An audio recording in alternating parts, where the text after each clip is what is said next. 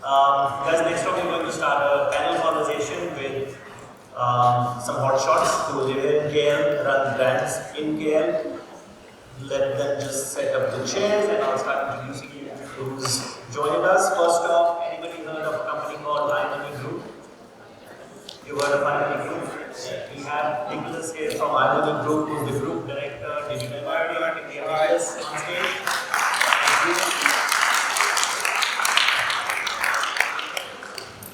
Anybody heard of Senheng app? Senheng sell all the white goods and stuff, electronics. We have the CEO of Senheng app here today, Rossnan. Rossnan, can you join us? CTOS, where you can do your financial checks and all. We have Rodrigo, the GM of Consumer Services. And lastly, I haven't seen Leona here just yet. Is Leona on here? Yep. Leona is from Pakistan. Business architect as center of digital experience. Please take a seat, guys. So, CTOS, you can do your credit checks, among other things. Is that right? iMoney, you can compare financial products that you may not buy, and then the bank gives you the loan or the money for you to buy things, and then you have an e-commerce company where you eventually go spend money. So we have a fairly good panel with 3 different kind of fintech companies and 1 e-commerce. Thank you for joining us here today, everyone. Thank you. First of all, I'll request you all to briefly introduce yourselves one by one. Let's start with Nicolas. Hi everyone, very happy to be here. So my name is Nicolas. I'm the head of digital marketing for Cheong money. 3 things about me, 3 flags actually. The first one will be French. This is where I was born. You can still maybe hear a little bit of that in my voice. The second flag will be the British one, where I spent so many years they had to give me the British citizenship, and they are still regretting that, by the way. And the last flag will be the Malaysian one, which is where my heart is, because my wife is Malaysian. Let's get an intro from Rossnan, please. Hi, I'm Ross. I am the CEO of the Senheng application. What we do is we're primarily a customer loyalty application for Senheng, the Senheng retail group. So if you were to make any purchases at the Senheng store, the application is where you kind of extend your engagement with the brand. And that's the whole purpose of the Senheng application. Thank you. Anything exciting about you, Nicolas? No, there's absolutely nothing exciting about me. Except that I used to work at iMoney. So that's the other interesting thing. I've known Rossnan for 3 years now. He's lying that he doesn't have any exciting. You should catch him. See you guys upstairs and we're going to sign up. Next up, let's request the lady on the stage, Leona. Tell us about yourself. Thanks, Rob. Hi, everyone. Thanks for having me. So, my name is Leona. I work in the Car Club division of Bank Islam. It's called the Center of Digital Experience. And in my role there, what we do is to try to develop new digital propositions that are exciting and resonate with new target segments that the bank is pursuing. Our first offering is BU by Bank Islam. It's a 100% digital banking app that resides only in the mobile app. It's a completely branchless proposition. So if anyone has the time, do download it and check it out. It's a whole new UI, UX, it's a brand new customer experience. So in my role there, I affectionately call me and my team Big Mac from McDonald's because it stands for we do branding, we do insights, growth, marketing, acquisition, and corporate comms. Thank you. Thank you for that. I definitely have a few questions which I'll get to later on digital banking. And last but not the least, Rodrigo, GM Consumer Services CTOS. Good afternoon, everyone. Thanks for inviting us here in this amazing time. And my name is Rodrigo. I am coming from Spain, so we are neighbors. And I am working in CTOS, Consumer Service. I am the General Manager. Right now in CTOS, we are moving the consumer, we are trying to consumer to understand and have a better financial literacy.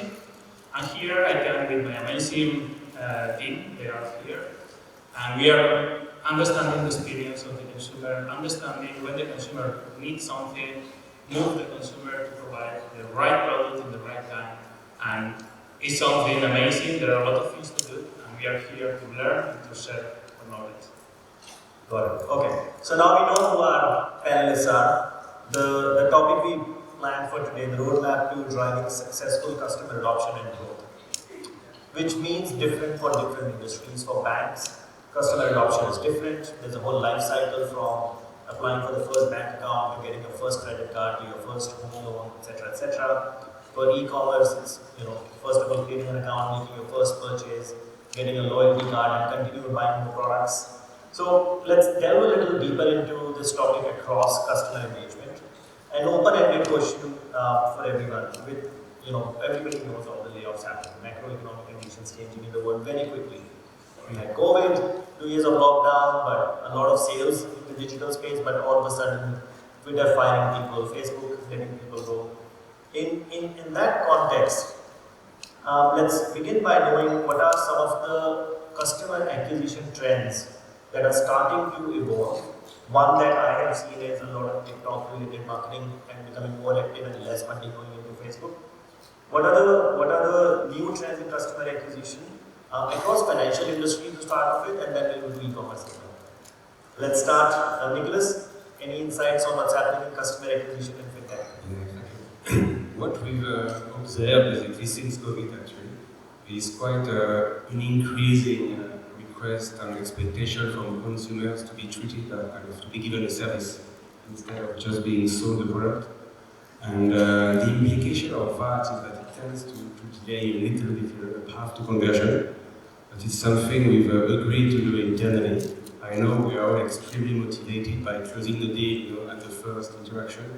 And the decision we've made to do internally is to make sure that we have enough time, enough interaction to start laying out what our company is standing for, to understand people's reaction. We'll come back to the MoEngage platform for that, and then to pivot and to deliver a more relevant service. And I'm seeing that across industries that we not only in finance, but in pretty much industry, this kind of increasing need and a very strong response when we're approaching things from a service point of view, instead of just trying to shift a product in some of over 24 hours. And from a product perspective, on iMoney platform, there's a lot of different categories of products. Is there anything standing out that's driving more traffic and conversion? Of course, you've seen kind of the conventional categories, such as private personal loan, credit card, kind of the rise of crypto, online investment, BNPL to a certain extent, definitely, and are getting more and more traction. And but no matter which product category we are dealing with, people come back to service. Personalization, immediacy, they are expecting response like over 1 hour. So it's a kind of acceleration of all this acquisition. People are becoming more demanding, and they are expecting to be serviced very, very fast. Got it. Thank you. Rodrigo, anything on top of in your business line? In terms of acquisition, there are something that we need to work always a lot, and it's about the value proposition. What is the product that you are selling? When we are trying to sell or trying to offer financial products of us, there are a huge challenge regarding how to make the consumer understand what is the product, what are the conditions, why your product is better than the competence. So here is the challenge, and you need to start to move the user. Probably you can provide a freebie, you can get a carrot. I call always a carrot because it's something that you get the user to register, to make the KYC or any other complex flow. It's not easy to make this conversion. Of course, it's always related with partnerships. Partnerships are always crucial when you are developing any business. This is a good example. We are working with all of the partners here, and it's something that you need to develop day by day to make the right customer journey. Got it. Thank you. Coming to a hardcore bank, how do you acquire customers? Any recent changes with macro conditions changing in the world? How do you target them? What journey do you take them through, especially with the digital bank? So, with regards to the trends and what we're seeing and what we're aligned to as well, is, and particularly what resonates with us at the Center of Digital Experience, is two things. I think Nicolas and Rodrigo touched on it as well. It's all about the product. So for us, we try to go beyond banking services. We try to reimagine what the proposition is. So we combine banking services with non-financial services so that we have a more holistic ecosystem. So to sum it up, it's about going into adjacent spaces to make the product more appealing overall across the board. So that's one, which is to expand the proposition, make it more appealing. And then secondly is, I think Rodrigo mentioned it as well, partnerships. But for us, partnerships is more than just leveraging on their strengths and what they bring to the table. It's also about the footprint expansion opportunity that we have, the cross-selling ability. That I think is quite evident, and we've seen the consortiums, they're all holding hands, the 5 consortiums that applied for that got the digital banking license. They're all intent on leveraging on each other's strengths and to get that footprint and to scale very quickly. So these two things are what we're applying right now. Got it. Thank you. And your acquisition, is it coming from the traditional Bank Islam into the digital business, or is it a completely new acquisition altogether? It's a completely new acquisition altogether. So in particular, the segment that we are pursuing are the unserved and the underserved, and we've identified them as coming primarily from the gig economy segment. Okay, got it. And would that again be online ads? How do you acquire them? How do you start running the flow so they start using your services? Yeah, so it's that's acquiring, which we do primarily online, because in order to access our app, you need to be a mobile native user. And we reside 100% in the app. You can't go to the branch and get any help. So we do all our marketing efforts online as well as in-app. So once they are, first we do the top funnel activity and we get them from the usual SOCMAT and Google App platforms, etc. And then when they're in the ecosystem, then that's when we start exploring how we retarget them. Okay, got it. Thanks. Moving to e-commerce. Rossnan, what are the consumer acquisition growth trends you're seeing in e-commerce? Yeah, I think one thing to note is sort of a combination of everything that everybody said over here. Well, I wouldn't look at Senheng application as an e-commerce business, right? And that's the first thing, right? It's really, from an acquisition standpoint, it's really knowing what your proposition is and who you're trying to reach out to. If we went out as Senheng application going head-to-head e-commerce with Shopee or Lazada, we just completely just die, right? Because it's much larger players. So knowing your niche and your messaging and proposition, that's actually important. I know it's not exactly a trend, but it's something that more brands actually I see are paying more attention to in terms of trying to differentiate themselves in the market. The other thing that I've been looking at from a trend standpoint is more of sort of make sure what you said, like TikTok and channels, but not so much channels, but more content creator and trying to find niches of audiences that you can resonate with, right? So you can't just, mass marketing is a lot more difficult now. I think when you're looking at personalization, what Daphne said about making sure you get the right product for the customer, that's actually down to how do you find the right niche, the right audiences for your brand, I think pulling my experience from Evolve Asia, we use different content creators. And it doesn't matter whether it's from, we're looking at TikTok or any specific channel, it's the niche, the audiences that you're going after. And we're seeing more and more brands actually do that. And that's something that actually, where we're actually going to be looking at in terms of how do we identify what kind of users are we actually going after. So for the Senheng application, I've sort of reiterated that we are really looking at our niche, which is our audience base of like 3.5 million members. That's really what we're looking at, and that's how we define our brand, our proposition, and how we reach out to them. So if there's a match in the audience with another content creator, another channel, another partner, that's the one that we go for, right? So that's actually how customer acquisition is, what I'm seeing is being looked at, right? It's really channel agnostic, right? It's just following the audiences. And the focus you mentioned Lazada, Shopee, which are very big pockets, they can run a lot of ads.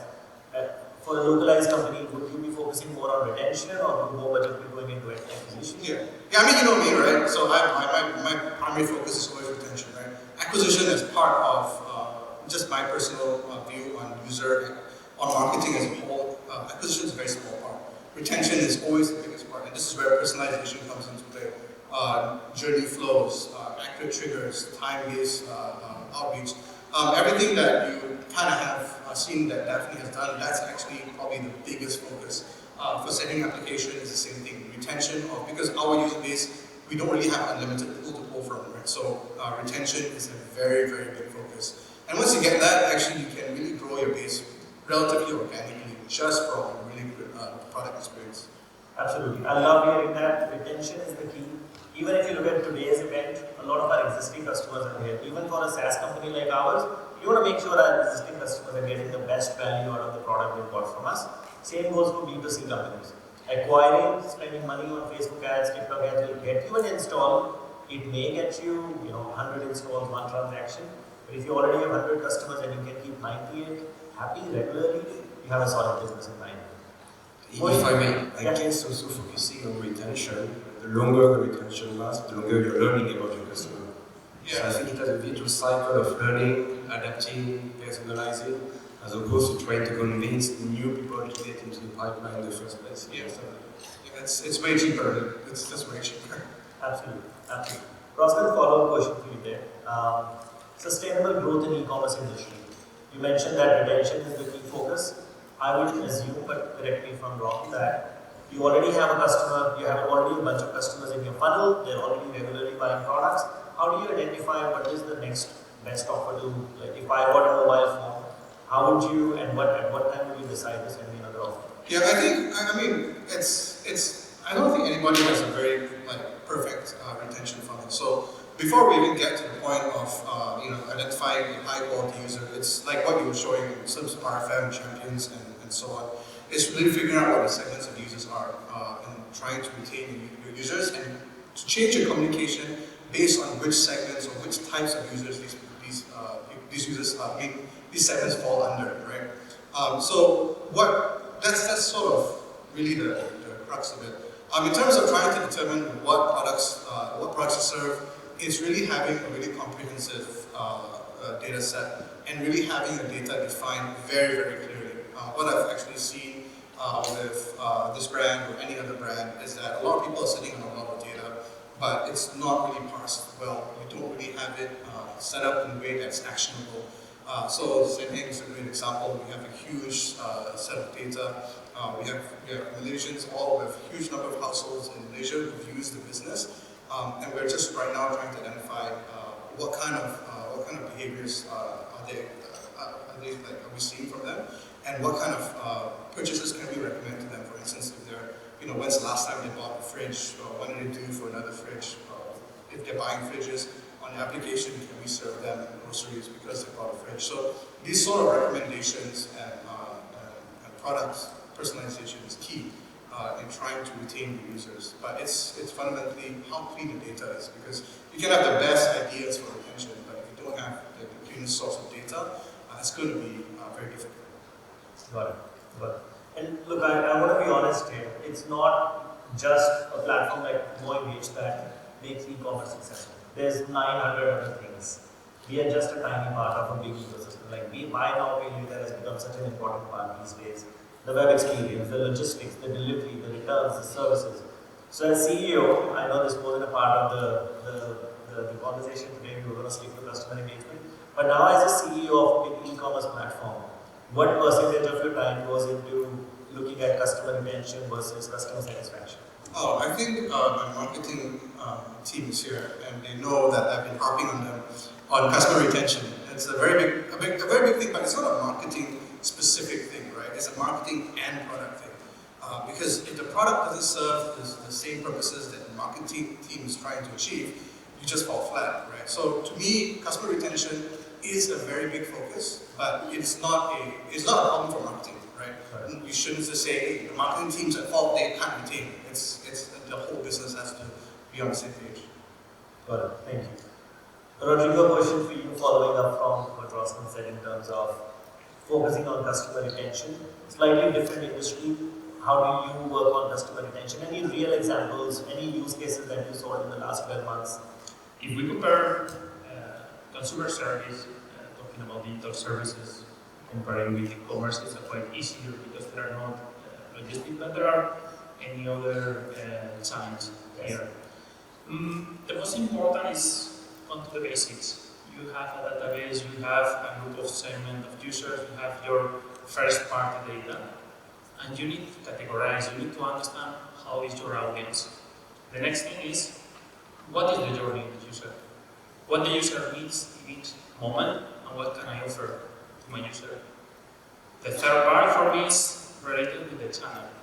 Channel, you need to sell the right channel in the right moment. You have BDMs, you have push notifications in mobile app, you have WhatsApp, you have different ecosystems, and you can recover the user, for example, to improve their retention, connecting the remarketing with your current user that visited your web. So this is to create an ecosystem of different tools, different platforms to make a frictionless user journey.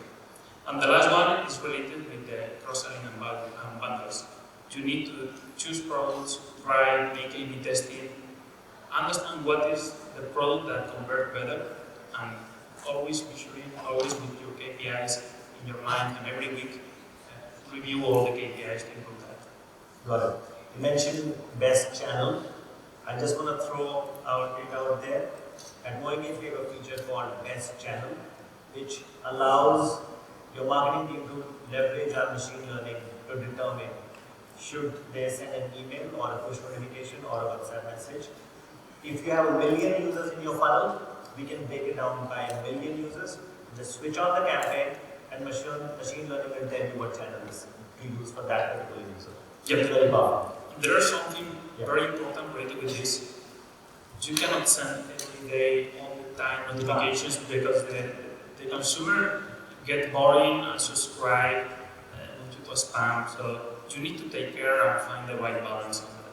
Absolutely. And there's human error when we try and find balances as human beings. Let technology find that balance for you is what I recommend, especially in today's age.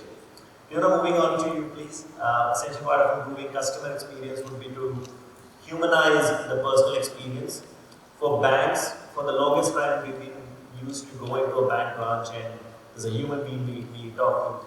How are you trying to create an experience for your users in a digital bank? You know, I don't think they have to exist exclusively. There is a solution and an approach to combine automation and humanization. Yeah. So what we've done is, of course, to make sense as a digital bank, you want to onboard at scale and cheaply, so it's a lower cost to serve as a bank. But at the same time, typical banking onboarding is filling out a lot of forms. So what we've done on our end to try and humanize the experience is we have a personification of your financial buddy, and he's called Akhil. So he's a conversational UI UX that asks you, hey, what's your name, what's your number, and how may I address you? Cool, and what's your email address? So the whole onboarding and form filling is done as though you're talking to a friend. You're actually chatting with someone through the app? Yes, Wow, it's okay. like natural language being used. So that's what we do to humanize the experience. And then at the same time, what we're doing is we're leveraging a lot on data to personalize messages at scale. So, for example, we are able to know based on social listening, we know what's the sentiment, what are the trends, and then we try to do things like trend checking. I think there was one Facebook post that did really well. We used the Spotify trend checking. We used the Spotify trend last year, like what's your Spotify personality, what kind of music you're listening to. So we applied that, like what is your financial personality. So that did really well with the millennials, the Gen Zs actually. And then we also use the data to customize the experiences. So in one example I can share is we have the user base already, they've already registered and they've come into the app. but we can already split them up into segments and cohorts and then target them accordingly. Like for example, they didn't proceed to open an account, so I guess it's the equivalent to a abandoned cart. So we then we have those EDM classes ready to move them along the funnel. Absolutely, and without that, people will forget to install the app. That's human nature. Yeah. 2008, when iPhone first came out, everybody was excited about installing apps all the time.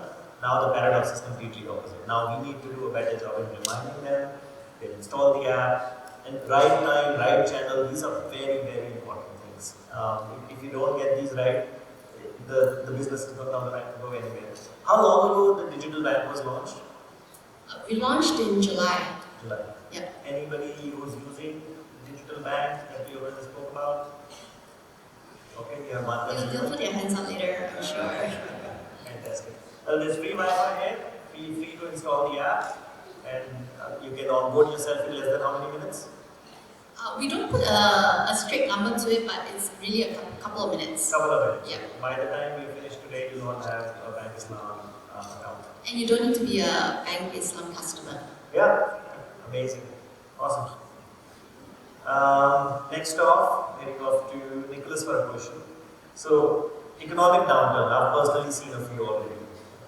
And I think we're almost the same age group, so you might have seen a few as well. Thank you for that. Yeah.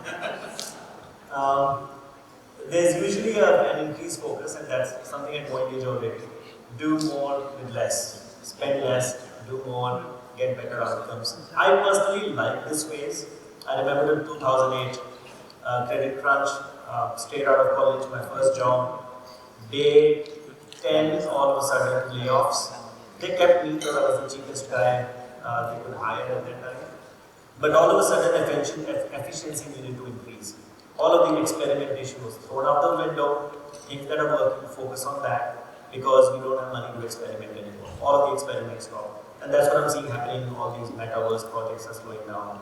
Crypto projects are taking it.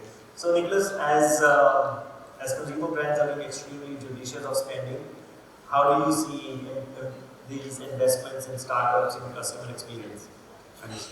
So, as a startup, we are very lean as an organization, so we've been always kind of fighting for budget, kind of economic downturn, because there's no way we are operating. What we did, basically, in order to increase our CX in kind of around 2021, is two major shifts. The first one, the marketing strategic decision. We decided to focus on quality in order to get the right people, right message, or right channel, as we discussed before, in order to drive more revenue. The second one was to revisit our tech platform. And so what we've done in terms of how to get to quality, the first thing was to revisit again our first-party data. Because we've been around since 2012, so we've got millions of data points. For some individuals applying to our website, we have up to 65 user attributes. We probably know more about them than their family knows about them. And so with that in mind, we started to dig again, looking into data. And I'll give you an example. The idea was to profile people, to get inside that will open an opportunity. One example, we have a very successful tool on our website. It's called a tax income calculator. I think most of you right now probably start thinking about filling your 2022 tax. And in 5 minutes, you use the calculator and you'll be able to assess how much tax you're going to pay next year, and then you're happy, you're not happy. And what we've noticed, while people are filling potential areas where we could relieve tax, the medicals, the looking after dependent, that some people actually put nothing for medical insurance. And medical insurance, you can end up spending a few thousand a year easily. And so that opened an opportunity. Two things. Again, services, so you could send them an email to inform them, but you could relieve, tax relief, this summer. Only if you don't have a medical insurance, we'll be happy to help, combining the information and service. So we've done a lot of that, okay? So first party data. Second thing, cross-channel. Everything has been mobile now for the past 5 years, and it's difficult to get, even people attention on the smartphone in microseconds, so you need to expand channels. So we've done that over the course of 2021, and very good in terms of CPCs going down, we have more target segmentation. End of 2021, we are reaching the limit. The reason why is because we had data fragmentation, because we kept expanding the number of targeting channels. We had all these dashboards for SMS, CDM, whatever, just contemplating so many data, kind of my team here as well. Sometimes we thought we just go outside and have a coffee because it was too much. And the second thing, to the limitation was the fact that we had to go to every single platform, email, SMS, web, advertising, to sometimes set up the same target audience. So there's a kind of massive waste of time. So that has led us to our second big pivoting, which basically to look for a solution that integrate all data in one place. And again, I think of the 65 user attributes, and we have something like 5 million people in our database, so we cannot kind of even comprehend the amount of data we have. And second thing, to get a platform where you can, from one console, deploy campaigns targeting the same segment through multiple channels. And that's why I started to look for companies like MoEngage. So I contacted them right away. So I think your CPA with iMoney was 0. Congratulations. And we looked for different companies. Only took us some time because we were quite picky in terms of tech. And we started to work with them. And I think that the results that definitely I've shared a little bit earlier are very consistent with what we see. So to give you a few examples, we've seen an increase of plus 50%, 50, and leads coming from EDM in a matter of weeks. That number went to 95%, plus 95% of leads coming from EDM in a matter of weeks as well. So I was quite expecting a lot of these performances, but that was mind-blowing, to be honest with you. So very happy about this.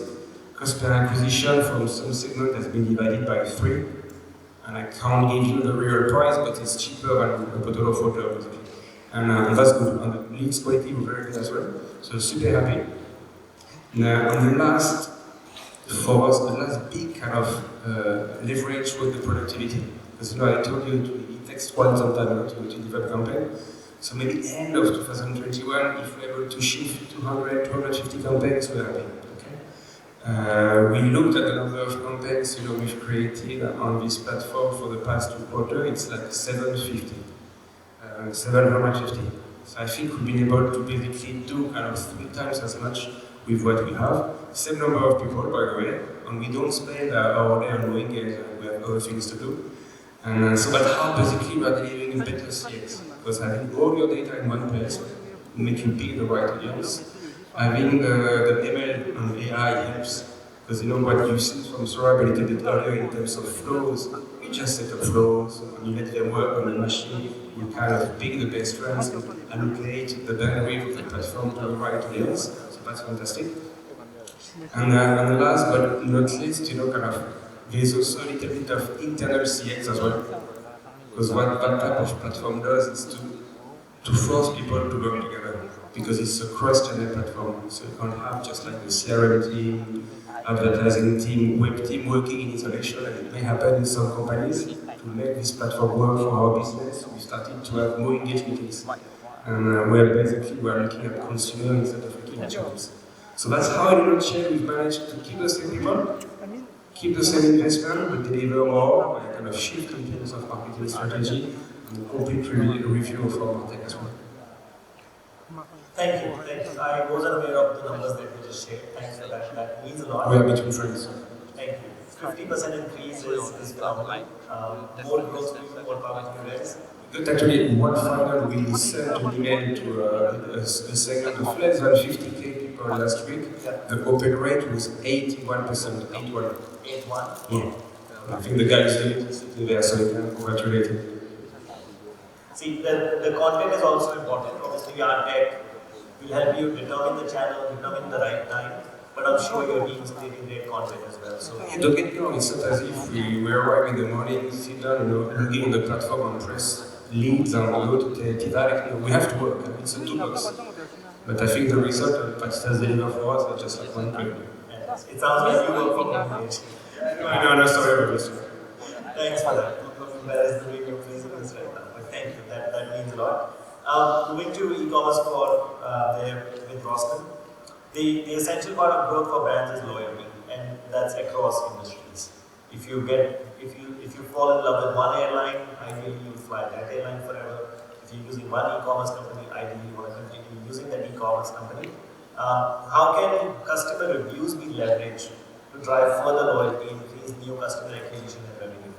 Any insights? Yeah, I think there's a couple of ways that you can use reviews. So reviews for like an application business, a couple of layers. Like for a business like ours, there's reviews of an application that sort of cement how great of an application your service is, and then there's also product reviews. In the marketplace, like ourselves, that helps drive actual purchases for that product. So loyalty for us is a couple of different things, right? There's loyalty for the brand itself, and there's loyalty for that particular product. But loyalty from a brand perspective can only go so far. Even with reviews, it's only a very small portion. That helps you drive a certain percentage of retention or repurchases from a particular customer. But what are you giving back to the customer, right? You can't write off brand the entire time. So the way that you reach out to the customer, how you communicate, the experience that the customer receives is just as important as getting them to do reviews. And in a sense, for people who haven't done reviews, giving them a really good experience from a quality standpoint gets them to do more reviews, and it's just a cycle. So making sure you have your journey really planned out for your customers, and you rewarding them correctly. Is the value of the reward worth the trouble that you're taking?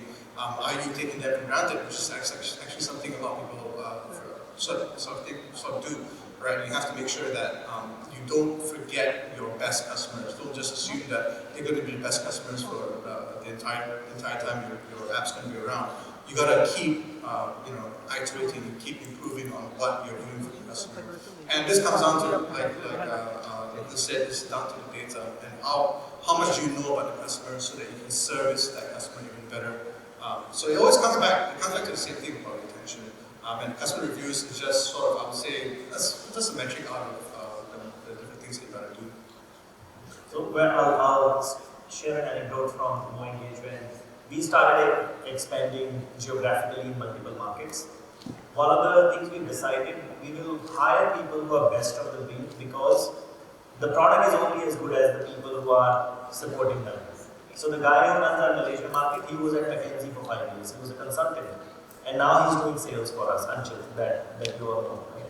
Anchit's done projects for the royal family of Iran. He's done projects for the biggest telco entity in Japan. And he's a 29-year-old guy. The reason we are expanding fast is not only because of the product, but because our customers want that consultant. They want a consultant to come and look at the problem statements, come up with answers. Same in B2C, you need to continue evolving your tech stack, so the tech stack can look at what the customer demands, needs, problems, complaints, etc., etc. So you continue investing in the right thing. Is that a fair summary? Yeah. I mean, it's really the same thing because it becomes what the users want. All review is just a representation of how likely they're going to recommend it. You can do it with NPS score, or you can just have reviews, just have an absolute number to showcase that. But that's fundamentally what it is. Control customer centricity cannot be underrated. Everybody is talking about it. There are two big words, customer centric and product led growth, but they mean different for everybody, so we continue exploring what that means. Leona, a question for you. Having worked at the bank and now launching the digital bank as well, which is again the new buzz thing in the market, digital banks. By the way, I opened CIMB bank account last weekend. It took me 3 minutes. It was fantastic. But in Singapore, so there are limited options over there. How can brands across industries be more data driven? Where can you guys partner with other cross-functional services that consumers need? To any real life use cases, examples where you probably set up a partnership with something that is not a digital bank and that's given a strong ROI to the bank and also your partner? Partnerships and data. Okay, one comes to mind. So we can't build our ecosystem on our own. In delivering the gig proposition, whereby we want to be an additional channel of awareness for gig opportunities, where it's an adjacent service. So they apply for a gig and then they get paid using the salary account. So I think in the early stages, we wanted to make sure that customer is at the heart of the product and how can we build around the customer. So we actually used, we conducted user research and we put like 20 gig workers in a room and we started doing design thinking and unpacking all those insights and then really using that as a basis to build a delightful feature in the app. So I think that's an example of how we used the partner data. It was provided, we got the gig workers together from the partner who are gig providers. I think when you're talking about like bigger data, we actually we partner up with AWS as our cloud provider. So they are able to bring that kind of experience and the use cases to the table to really help guide us in our decision making. So that customer data is actually quite sensitive in the banking industry. So I mean that's as far as we've gotten. Fantastic. Okay. You mentioned AWS. I don't know if anybody knows AWS. 2 hours ago announced something. Yeah, I was there this morning. $7 billion investment in Malaysia over the next 13 years, specifically Malaysia, $7 billion. So this economy is just going to grow. I'm very excited about that. In fact, they sponsored today's event as well. We couldn't have anyone from AWS today, but they sponsor most of our events as well. Was it part of the 7 million? 7 Is it the fraction of the 7 million? The beat, absolutely. Well, they didn't give us 7 billion today, I wish. Okay, so we are right on time to conclude today's panel. Rather than me asking a final question, I'll give an opportunity to somebody in the audience if there's any questions. Just raise your hands, this is scared, you guys are not shy. Normally I'm used to Singapore people not asking questions. They're very shy out there. Okay, there's no questions, just closing thoughts, Rossnan, from you. We'll go one by one and then we'll close out. Well, I'm not going to sell my app, but I think in general for a lot of people looking at using how to acquire customers, because we're talking about how to acquire customers, how do you manage team sizes, how do you keep your cost low, maximizing. It's really all about utilizing the really best tools, not just MoEngage specifically, but trying to automate as much of your services as you can. Trying to make sure that your attributions are on point so that you're not spending too much money. I think a lot of marketing, or just from a business standpoint, it's a lot of just dirty work. It's the stuff that a lot of people don't find very sexy. But these are components that really matter to your business. Because if you're spending too much money on brand or acquisitions, but you're not attributing correctly, that's a lot of wasted cash. If you're hiring a lot of people, you're putting yourself at risk for potential layoffs because you're not utilizing your resources enough and you're not using automations, whether it's MoEngage or a different tool for marketing automation, product automation. So it's really about how do you maximize technology and your money, right, to grow your business. Right? Sort of a convoluted closing thought, but yeah, that's what I got. Right. Yeah, doing more with less is very important. So more things you can automate with less products at less cost. I think that's the next big trend I am seeing in the market. A lot of people want to be able to use as less products but automate more things, which is complex, but yeah, we can do it to some extent, but we need other tools as well. Nicolas, anything from you before we close?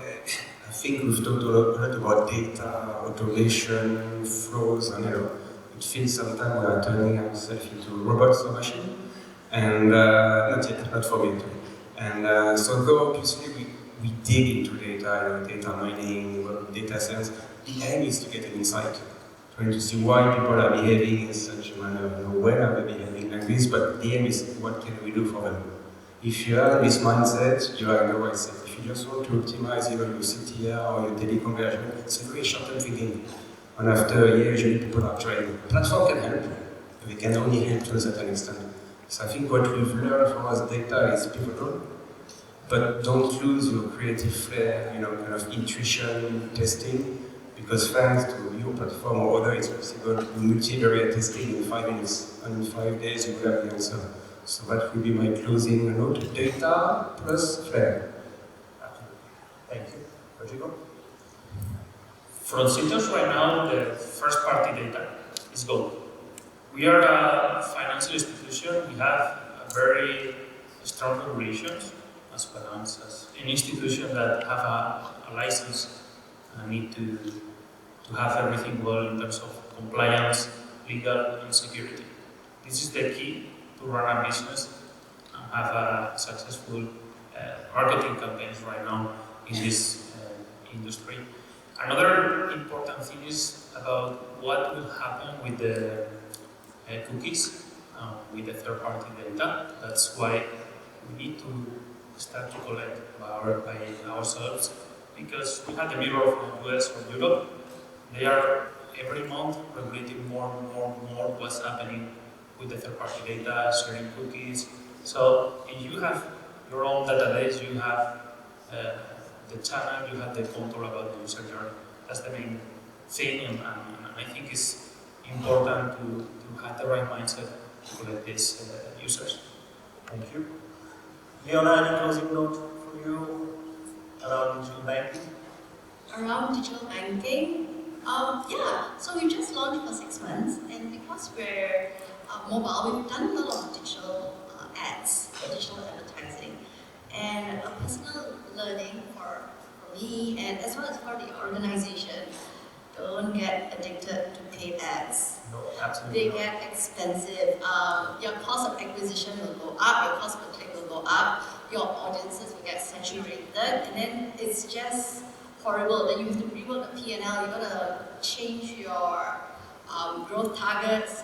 So ultimately, the takeaway is it's not just the top funnel activity.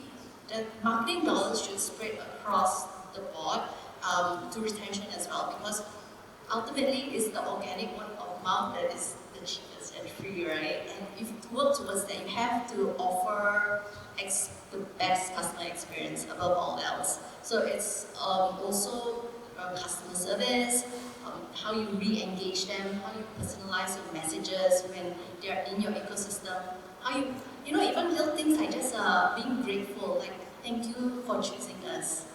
I think these kind of personalized messages can be very impactful to the overall experience. So yeah, my closing thoughts is dominate the market and build your strength by providing amazing experience from start to finish. Thank you. Fantastic. Okay, I think that's great. Great panel in my view. I learned a lot. I will say thank you to all the panelists today. If there are no questions, we'll close the panel and take a 20-minute break before we start the next panel. Is that okay with